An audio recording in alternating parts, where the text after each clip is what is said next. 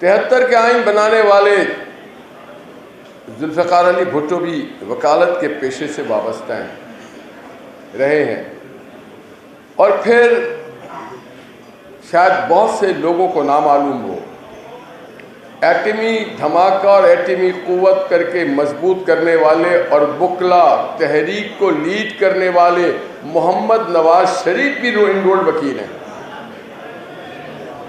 ان کا بیٹا حسین نواز بھی ایک بیرسٹر ہے۔ کچھ لوگ کورٹ میں آ کے کام کرتے ہیں، کچھ چیمبر میں کرتے ہیں، کچھ دیگر انداز میں کرتے ہیں۔ میرے بچوں نے بھی، میرے خیال سے یہ ہوں گے نصیر ہاشمی، بہت سارے لوگ جانتے ہوں گے بیرسٹر نصیر، یہ ابراہیم ہے، اور میری بیٹی بھی، گو کہ ان کی والدہ ایک ڈاکٹر ہے، مگر تینوں بچوں نے کہا نہیں ڈاکٹری میں نہیں۔ عائشہ نے انٹر میں ففتھ پوزیشن لی تھی، مگر وہ کہتی نہیں وکیل بننا ہے میں نے۔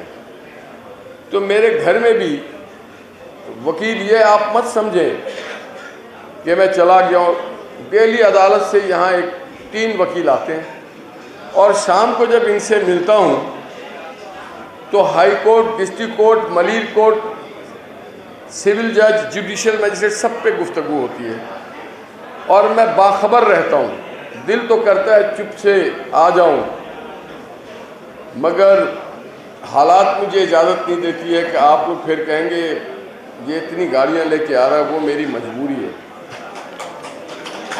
مگر کبھی آ جاؤں گا، کبھی رضا آئے گا، کبھی جاوید آئے گا کسی کی گاڑی پہ، کبھی جمالی آ جائیں گے، leader of the opposition high court bar, کبھی سرفراز میترو آ گئے، آ جاؤں گا۔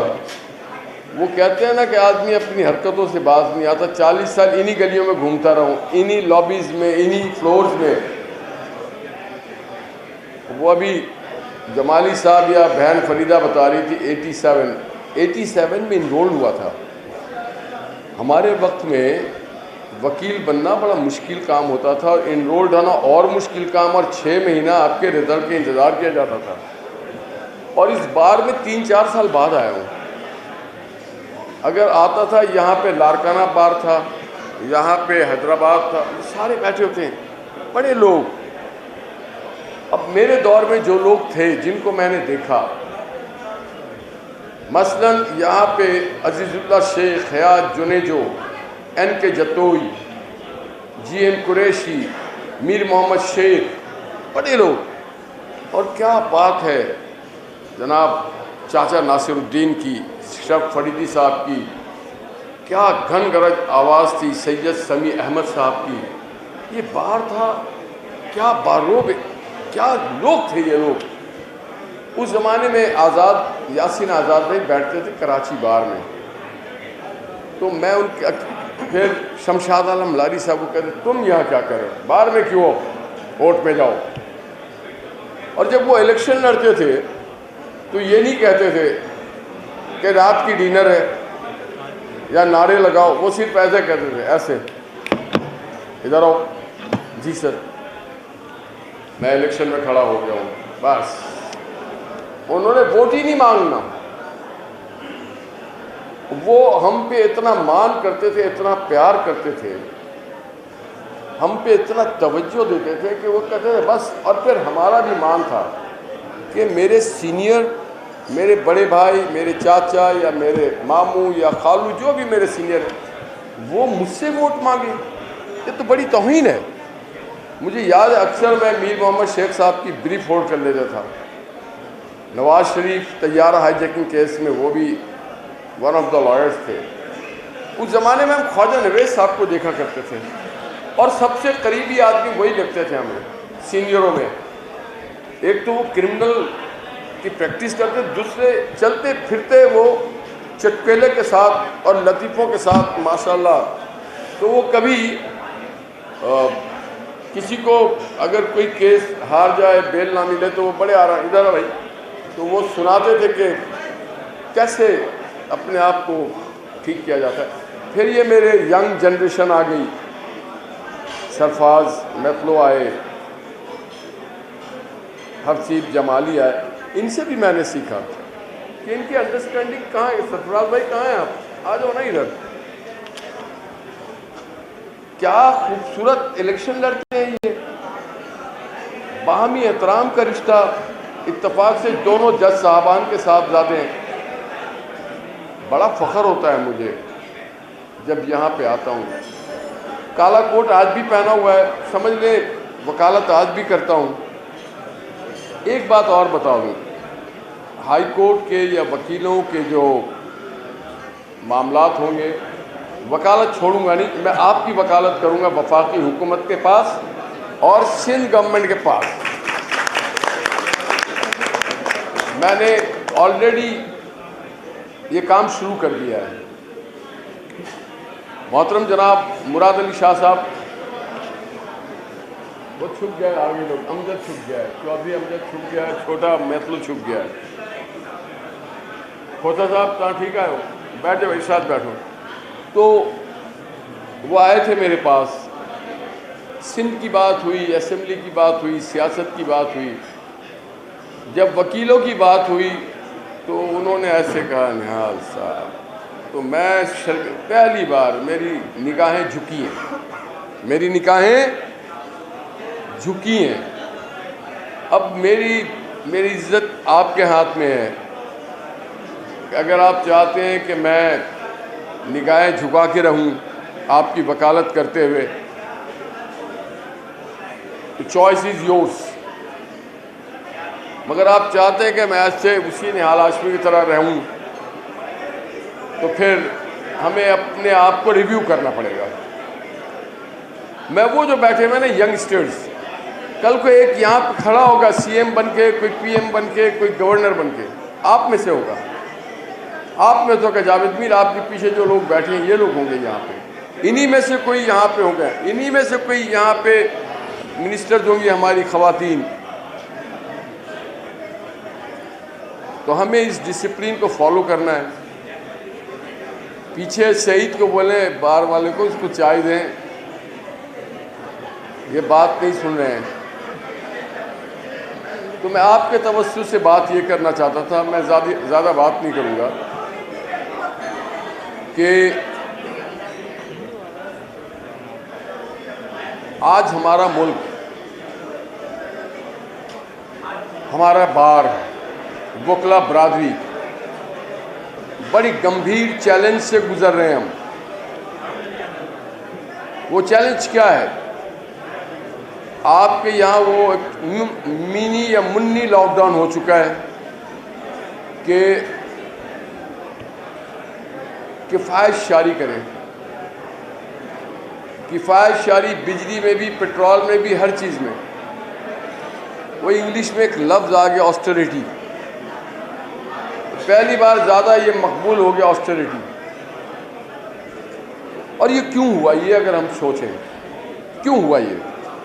ہم تو چاہتے تھے اتوار کو بھی کھلے، انصاف ملے لوگوں کو، جلد انصاف ملے. مگر یہاں اگر 1000 وکیل آ رہے ہیں اور آسٹریٹی ہو رہی ہے تو 3 دن کی اگر چھٹی ہے تو گاڑیاں رک جائیں گی، کچھ بچت ہوگا. کیونکہ ہمارے خطے میں ماں سوائے پاکستان کے ہر طرف بے چینی ہے. ہم کتنے خوش قسمت ہیں کہ ابھی بھی ہم سکون سے ہیں. مگر ہمارے سکون بعض پڑوسی ممالک کو، بعض عالمی دہشت گردوں کو پسند نہیں ہے. وہ چاہتے ہیں پاکستان میں بھی بے سکونی ہو، یہاں بھی پیٹرول کے لائن لگے ہمارے پڑوس کے طرح، وہاں بھی لوگ ایک دوسرے کے اوپر حملہ آور ہوں، پاکستان میں بھی لا اینڈ آرڈر ہو. یہ آپ کے اور ہمارے ہاتھ میں ہے. اور وہ ہر اس جگہ پہ ماچس کی تھیلی پھینک رہے ہیں جہاں پہ انہیں امید ہے کہ چنگاری اور شعلہ بن جائے گا. جو عالمی دہشت گرد ہے اسرائیل، ریکوگنائزڈ، اس کا کوئی مقابلہ ہی نہیں کر سکتا. نصف صدی سے وہ دہشت گردی کر رہا ہے. اور کوئی جا کے کہتا ہے فادر لینڈ، وہ ایک دہشت گرد کو جا کے کہتا ہے فادر لینڈ، اور وہاں سے منصوبہ بنتا ہے کہ پاکستان پرسکون کیوں ہے، پاکستان کی مائیں بہنیں سکون سے کیوں ہیں؟ یہ چین کی معاملات کیوں کر رہے ہیں؟ دنیا اس کو توجہ کیوں دے رہی ہے؟ لوگ یہ جیسے ابھی عزت والی پگڑی اور چادر، سندھی چادر اور سندھی ٹوپی اور جرک مجھے پہنایا گیا، یہ پوری دنیا کے ہمیں پہنا رہی ہے، ان کو یہ ہضم نہیں ہو رہا ہے۔ وہ کوئی بہانہ چاہتے ہیں کہ کہیں پہ ہمارے ملک میں پیٹرول کے نام پہ، بجلی کے نام پہ، مسلک کے نام پہ، زبان کے نام پہ۔ نظام صاحب، خرم نظام، خوش آمدید، آ جائیے۔ روسٹم میرے ہاتھ میں ہے، تو کسی بھی نام سے لڑائی کرنا چاہتے ہیں۔ ایک چنگاری سیریس بات کر رہا ہوں میں۔ اب جب مجھے معلومات ہونے لگی ہیں کہ ہماری لا انفورسنگ ایجنسیز کتنی جواں مردی سے بہت سارے 96% پکڑ لیتی ہیں چیزوں کو، 43-42% میڈیا تک آ جاتی ہیں۔ ان کی پوری کوشش ہے کہ ہمارے یہاں غلہ جو ہے اس کی کوئی بول کر کے غلہ بانی، جو ہوڈنگ کہتے ہیں نا، وہ ذخیرہ اندوزی ہو، کہیں بجلی کے تار، کہیں پیٹرول کی لائن۔ تو صرف ہماری پاک آرمی، پولیس، رینجرز کا کام نہیں ہے کہ ان کی حفاظت کرے، ہمارا بھی کام ہے۔ تو یہ تب ہو سکتا ہے جب ہم یونائٹ ہوں۔ ہمیں وکلا برادری کو یونائٹ ہونا ہوگا پورے پاکستان میں۔ سستا انصاف۔ چرچل سے کسی نے کہا کہ کیا ہم جنگ جیت جائیں گے؟ انہوں نے کہا ہاں ہم جیت جائیں گے۔ اس نے کیا عدالتوں میں انصاف ہو رہا ہے؟ انہوں نے کہا عدالتوں میں انصاف ہو رہا ہے۔ اگر عدالتوں میں انصاف ہو رہا ہے، وہ انصاف صرف جج نہیں دلواتا، وہ انصاف آپ لوگ دلواتے ہیں۔ آپ کے دلائل، آپ کی پیروی، آپ معاشرے کے وہ ڈاکٹرز ہیں، سمٹم آپ کے پاس ہے کہ جس طرح سے آپ نیریٹیو بلڈ کرتے ہیں، کوئی اور شعبہ، میں کہتا ہوں ادیب شاعر بھی نہیں کر سکتا۔